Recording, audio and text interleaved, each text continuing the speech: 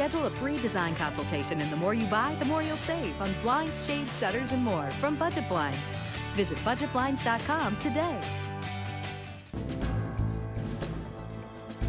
Welcome back. In a video released last month, Somali militant group Al-Shabaab called for attacks on North American malls and specifically named West Edmonton as a potential target. And while police in that city say no specific threat has been identified, they are taking that situation seriously. Here in the border city, no such threats have been made, but with the possible danger of being so close to a home, it may have some local residents concerned. Well, earlier this week, we sat down with Inspector Suki Manj of the Lloydminster RCMP to find out how quickly local police would know if a threat is directed at the border city. There's a lot that happens when you get intelligence, so it's filtered systematically, and it is provided to the police organizations that are affected by the information. So it's a natural progression that comes, and the flow is very fluent.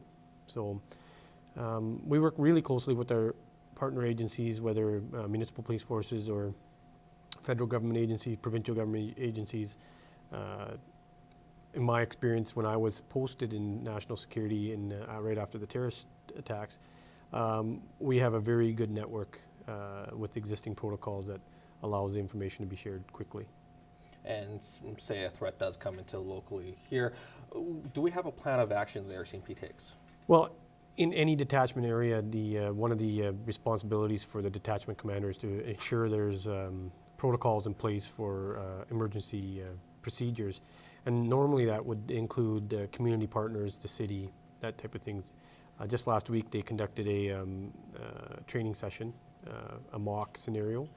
And it's more for all types of emergencies. What type of emergency would be likely in your area? In our case, we have, the refinery and the upgrader. We have oil rigs, that type of thing, and earthquakes, hurricanes, or tornadoes. So those are the types of scenarios that we prepare for. We have plans in place for those type of events, and it's something that we build on every year and review every year.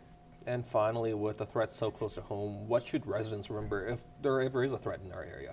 Well, just have confidence that we will notify the public and that goes for any type of threat, whether it be a local criminal in town doing something that's not proper. So I think we've established over the last while that informing the public is a big part of what we do. To other news of the day, International Women's Day, held on March 8th every year, celebrates women and their accomplishments despite cultural, economic, or political differences.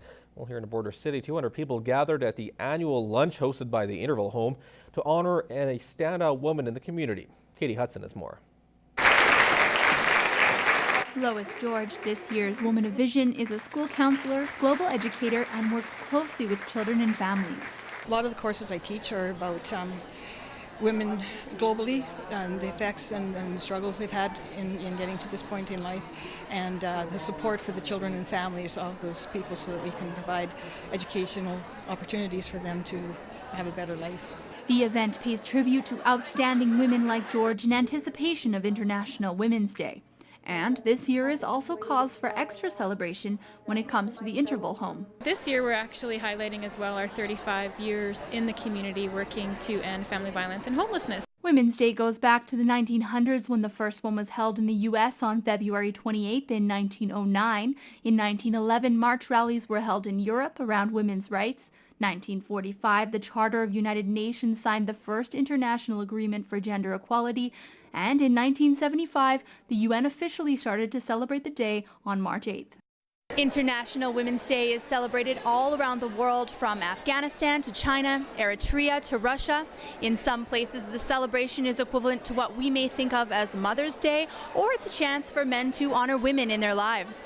Here in Canada, the day includes inspiring women and celebrating their achievements. And while George's achievements are being celebrated, she reminds women that every day they hold the power to create change. It's still important for everyone attending these events to realize that they are women of change and women of influence, and every day we do something in our lives, we've made a difference for someone else. Katie Hudson, Newcap News.